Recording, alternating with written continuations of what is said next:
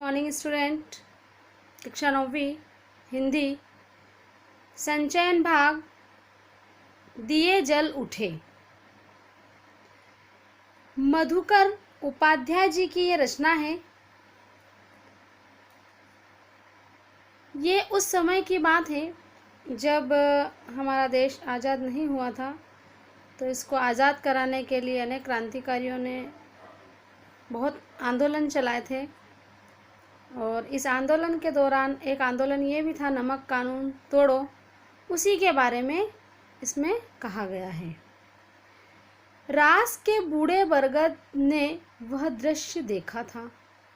दांडी कूच की तैयारी के सिलसिले में वल्लभ भाई पटेल 7 मार्च को रास पहुँचे थे। दांडी मार्च आंदोलन हो रहा था और इसी सिलसिले में वल्लभ भाई पटेल 7 मार्च को रास पहुँचे थे। उन्हें वहाँ भाषण नहीं देना था, लेकिन पटेल ने लोगों के आग्रह पर 2 शब्द कहना स्वीकार कर लिया। उन्होंने कहा, भाइयों और बहनों, क्या आप सत्याग्रह के लिए तैयार हैं? ये 2 शब्द उन्होंने कहे और इसी बीच मजिस्ट्रेट ने निषेधाज्ञा मतलब होता है बेटा मनाही का आदेश लागू कर दी। मतलब मजिस्ट्रेट ने मना कर दिया और पटेल को गिरफ्तार कर लिया गया। यह गिरफ्तारी स्थानीय कलेक्टर शिलिडी के आदेश पर हुई, जिसे पटेल ने पिछले आंदोलन के समय अहमदाबाद से भगा दिया था। पिछला जो आंदोलन हुआ था अहमदाबाद में, उस वक्त वल्लभ भाई पटेल जी ने ये कलेक्टर जो शिल्डी है वहाँ से इनको भगा दिया था। तो ये उसका मतलब जो है अपना जो द्वेष है वो इनसे निकाल रहे हैं। वल्लभ भाई को पुलिस पहरे में बोरसद की अदालत में लाया गया, जहाँ उन्होंने अपना अपराध कबूल किया। उन्होंने अपना जो अपराध है वो कबूल कर लिया।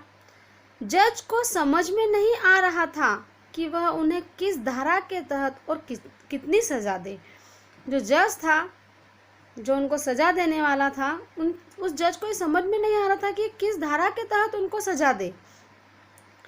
8 लाइन का अपना फैसला लिखने में उसे 1.5 घंटा लगा। जज साहब को वल्लभ भाई के सिलसिले में जो फैसला देना था, उस फैसले को लिखने में उन्हें 1.5 घंटा लगा, जो कि सिर्फ 8 लाइन का था। पटेल को 500 रुपये जुर्माने के साथ 3 महीने की जेल हुई। इसके लिए उन्हें अहमदाबाद में साबरमती जेल ले जाया गया। साबरमती आश्रम में गांधी को पटेल की गिरफ्तारी, उनकी सज़ा और उन्हें साबरमती जेल लाए जाने की सूचना दी गई। गांधी जी इस गिरफ्तारी से बहुत क्षुब्ध थे। क्षुब्ध का मतलब होता है बच्चों अशांत थे, नाराज थे। उन्होंने कहा कि अब दांडी कूच की तारीख बदल सकती है। वह अपने अभियान पर 12 मार्च से पहले ही रवाना हो सकते हैं, ऐसा गांधी जी ने कहा। आश्रम में एक आदमी यह हिसाब लगा रहा था कि मोटर कार से बोरसद से साबरमती जेल पहुंचने में कितना समय लगेगा। जेल का रास्ता आश्रम के सामने से ही होकर जाता था। आश्रमवासी पटेल की एक झलक पाना चाहते थे। समय का अनुमान लगाकर गांधी स्वयं आश्रम से बाहर निकल आए। पीछे पीछे सब आश्रमवासी आकर सड़क के किनारे खड़े हो गए। लोगों का ख्याल था कि पटेल को गिरफ्तार करके ले जाने वाली मोटर कार वहाँ किसी हाल में नहीं रुकेगी, लेकिन मोटर रुकी। लगता है यह पटेल साहब का ही रोब था कि पुलिसकर्मियों को मोटर कार रोकनी पड़ी। गांधी और पटेल सड़क पर ही मिले। एक छोटी सी मुलाकात हुई। पटेल ने कार में बैठते हुए आश्रम वासियों और गांधी जी से कहा, मैं चलता हूँ, अब आपकी बारी है। कहने का तात्पर्य, अब मुझे तो जेल में भर लिया गया है, मुझे तो गिरफ्तार कर लिया गया है, किंतु गांधी जी अब आप हम जो आंदोलन कर रहे हैं उसके लिए अब आपकी बारी है।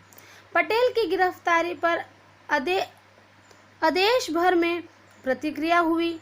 दिल्ली में मदन मोहन मालवीय ने केंद्रीय असेंबली में एक प्रस्ताव पेश किया जिसमें बिना मुकदमा चलाए पटेल को जेल भेजने के सरकारी कदम की भर्त्सना की गई। भर्त्सना का मतलब होता है बच्चों निंदा। कहने का तात्पर्य है मदन मोहन मालवीय जी का यह कहना था कि जब उनके ऊपर कोई मुकदमा नहीं चला, कोई केस दायर नहीं हुआ, कोई केस नहीं चला, तो फिर उनको सजा कैसे दी गई। प्रस्ताव पारित नहीं हो सका। इस प्रस्ताव पर कई नेताओं ने अपनी राय सदन में रखी। मोहम्मद अली जिन्ना ने कहा, सरदार वल्लभ भाई पटेल की गिरफ्तारी अभिव्यक्ति की स्वतंत्रता के सिद्धांत पर हमला है। भारत सरकार एक नज़ीर पेश कर रही है। नज़ीर का मतलब होता है बेटा उदाहरण, जिसके गंभीर परिणाम होंगे। गांधी के रास पहुंचने के समय वह कानून लागू था जिसके तहत पटेल को गिरफ्तार कर लिया गया था। सत्याग्रहियों ने अपनी ओर से तैयारी पूरी कर ली थी। अब्बास तैयब जी वहां पहुंच चुके थे कि गांधी जी की गिरफ्तारी की स्थिति में कूच की अनुवाई कर सके, कि गांधी जी यदि गिरफ्तार हो जाते हैं तो वहाँ से जो चलने की अनुवाई है वो अब्बास तैयब जी कर सके, मतलब वो मोर्चा वो संभाल सके। बोरसद से निकलने के बाद लगभग सभी आश्वस्त थे कि अब गांधी को जलालपुर पहुंचने तक नहीं पकड़ा जाएगा, लेकिन तैयारी में कोई कमी नहीं थी। रास में गांधी का भव्य स्वागत हुआ, बहुत बड़े पैमाने पर शानदार स्वागत हुआ। दरबार समुदाय के लोग इसमें सबसे आगे थे। दरबार गोपाल दास और रविशंकर महाराज वहाँ मौजूद थे। गांधी ने अपने भाषण में दरबारों का खास तौर पर उल्लेख किया। कुछ दरबार रास में रहते थे, पर उनकी मुख्य बस्ती कनकापुर और उससे सटे गांव देवड़ में है। दरबारी लोग या दरबार रियासतदार का मतलब होता है इलाके के मालिक। जो रियासतदार होते थे उनकी साहबी थी, ऐशो आराम की जिंदगी थी, एक तरह का राजपाट था। दरबार सब कुछ छोड़कर यहाँ आकर बस गए। गांधी जी ने कहा, इनसे आप त्याग और हिम्मत सीखें। अखिल भारतीय कांग्रेस कमेटी की बैठक 21 मार्च को साबरमती के तट पर होने वाली थी। जवाहरलाल नेहरू इस बैठक से पहले गांधी जी से मिलना चाहते थे। उन्होंने संदेश भिजवाया, जिसके जवाब में गांधी जी ने रास में अपनी सभा से पहले एक पत्र लिखा और कहा कि उन तक पहुंचना बहुत ही कठिन है। तुमको पूरी एक रात जागना पड़ेगा, जागरण करना पड़ेगा। अगर कल रात से पहले वापस लौटना चाहते हो तो इससे बचा भी जा सकता है। मैं उस समय जहाँ भी रहूँगा, संदेशवाहक तुमको वहाँ तक ले जाएगा।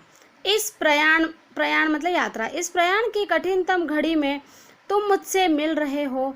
तुमको रात के लगभग 2 बजे जाने परखे मछुआरों के कंधे पर बैठकर एक धारा पार करनी पड़ेगी। ये सभी बातें जो है गांधी जी एक पत्र में लिख रहे हैं नेहरू जी के लिए। मैं राष्ट्र के प्रमुख सेवक के लिए भी प्रयाण में जरा भी विराम नहीं दे सकता। वल्लभ भाई की गिरफ्तारी के कारण रास में आम लोगों के बीच सरकार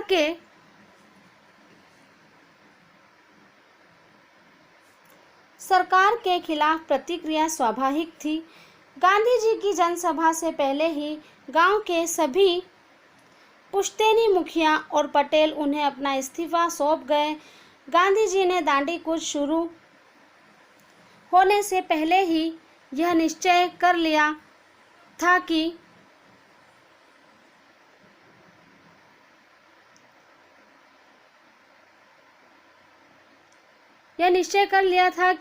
वह अपनी यात्रा ब्रिटिश आधिपत्य वाले भूभाग से ही करेंगे।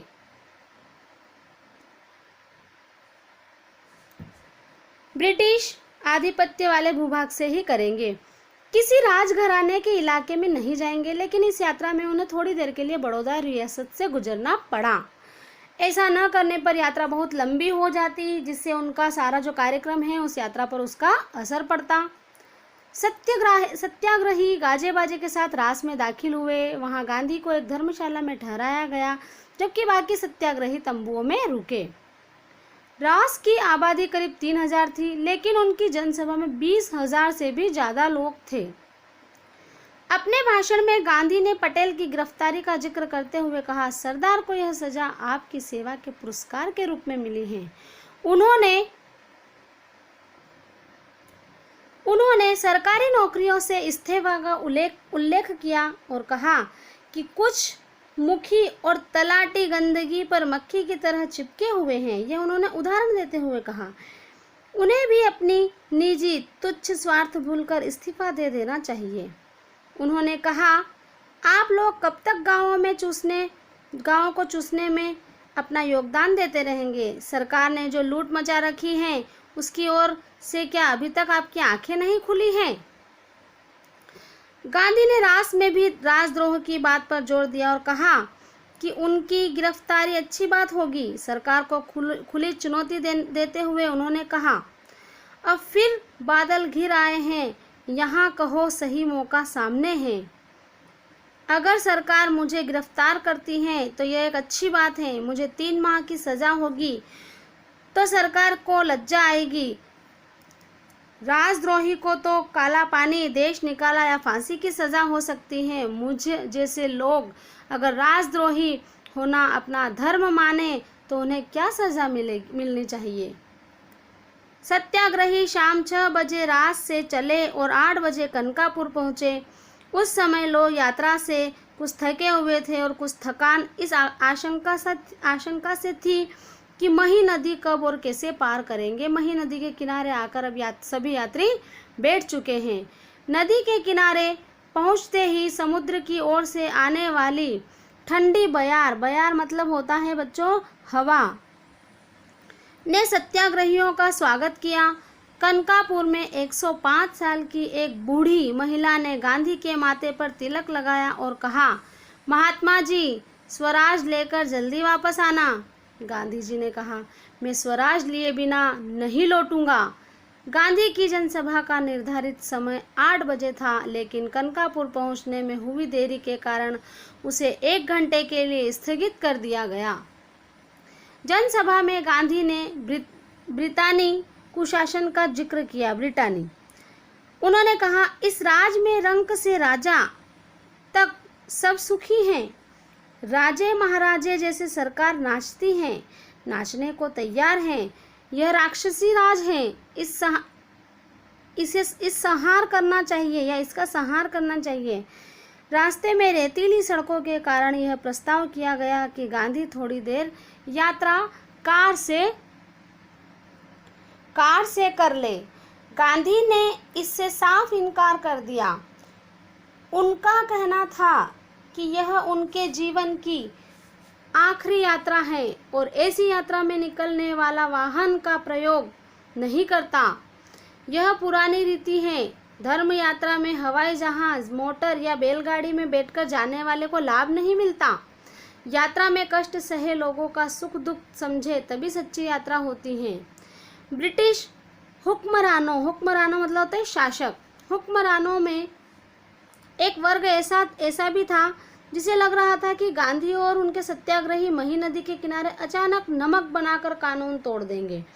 समुद्री पानी नदी के तट पर काफ़ी नमक छोड़ जाता है, जिसकी रखवाली के लिए सरकारी नमक चौकीदार रखे जाते हैं। गांधी ने भी कहा कि यहाँ नमक बनाया जा सकता है। गांधी को समझने वाले वरिष्ठ अधिकारी इस बात से सहमत नहीं थे कि गांधी कोई काम अचानक और चुपके से करेंगे। इसके बावजूद उन्होंने नदी के तट से सारे नमक भंडार हटा दिए और उन्हें नष्ट करा दिया ताकि इसका खतरा भी न रहे। नियमों के अनुसार उस दिन की यात्रा कनकापुर में गांधी के भाषण के बाद समाप्त हो जानी चाहिए थी, लेकिन इसमें परिवर्तन कर दिया गया। यह तय पाया गया कि नदी को आधी रात के समय समुद्र का पानी चढ़ते पर पार किया जाए ताकि कीचड़ और दलदल में कम से कम चलना पड़े। रात 10:30 बजे भोजन के बाद सत्याग्रही नदी की ओर चले। अंधेरी रात में गांधी को करीब 4 किलोमीटर दलदली जमीन पर चलना पड़ा। कुछ लोगों ने गांधी को कंधे पर उठाने की सलाह दी, पर उन्होंने मना कर दिया। कहा, यह धर्म यात्रा है, चलकर ही पूरी करूंगा। तट पर पहुंचकर गांधी जी ने पैर धोए और एक झोपड़ी में आराम किया। आधी रात का इंतजार करते हुए उन्होंने उस झोपड़ी में ही आराम किया। मही के तट पर उस धूप अंधेरी रात में भी मेला जैसा लगा हुआ था। भजन मंडलियां थी, डांडिया रास में निपुण दरबार थे। उनके गीत के बोल थे, देखो गांधी का डांडिया रास, देखो वल्लभ का डांडिया रास। डांडिया रास सरकार का नास, देखो विट्ठल का डांडिया रास, देखो भगवान का डांडिया रास। इस तरह से लोग भजन मंडलियां कर रहे थे वहाँ और भजन गा रहे थे। गांधी को नदी पार करने की जिम्मेदारी रघुनाथ काका को सौंपी गई। उन्होंने इसके लिए एक नई नाव खरीदी और उसे लेकर कनकापुर पहुंच गए। बदलपुर के रघुनाथ काका को सत्याग्रही ने निषाद राज कहना शुरू कर दिया और उनके पास बदलपुर में काफ़ी ज़मीन थी और नावें भी चलती थी। जब समुद्र का पानी चढ़ना शुरू हुआ तब तक अंधेरा इतना घना हो गया कि छोटे मोटे दिए उसे भेद नहीं पा रहे थे। थोड़ी ही देर में कई हजार लोग नदी तट पर पहुंच गए। उन सबके हाथों में दिए थे। यही नज़ारा नदी के दूसरी ओर भी था। पूरा गांव और आसपास से लाए लोद दिए की रोशनी लिए गांधी और उनके सत्याग्रही का इंतजार कर रहे थे। रात 12 बजे मही सागर नदी का किनारा भर गया, पानी चढ़ आया। गांधी झोपड़ी से बाहर निकले और घुटनों तक पानी में चलकर नाव तक पहुंचे। महात्मा गांधी की जय, सरदार पटेल की जय और जवाहरलाल नेहरू की जय के नारों के बीच नाव रवाना हुई, जिससे रघुनाथ काका चला रहे थे। कुछ ही देर में नारों की आवाज़ नदी के दूसरे तट से भी आने लगी। ऐसा लगा जैसे वह नदी का किनारा नहीं बल्कि पहाड़ की घाटी हो, जहाँ प्रतिध्वनि सुनाई दे रही है। मही सागर के दूसरे तट पर भी स्थित कोई भिन्न नहीं थी। उसी तरह का कीचड़ और दलदली जमीन। वह पूरी यात्रा का संभवतः सबसे कठिन हिस्सा था। 1.5 किलोमीटर तक पानी और कीचड़ में चलकर गांधी रात 1 बजे उस पार पहुंचे और सीधे विश्राम करने चले गए। गांव के बाहर नदी के तट पर ही उनके लिए झोपड़ी पहले ही तैयार कर दी थी। गांधी के पार उतरने के बाद भी तट पर दिए लेकर लोग खड़े थे। अभी सत्याग्रहियों को भी उस पार जाना था। शायद उन्हें पता था कि रात में कुछ और लोग आएंगे जिन्हें नदी पार करानी होगी। इसी के साथ ही यह पाठ पूर्ण होता है। दिए जल उठे, इसी के आधार पर यह पाठ यहाँ लिखा गया था। धन्यवाद।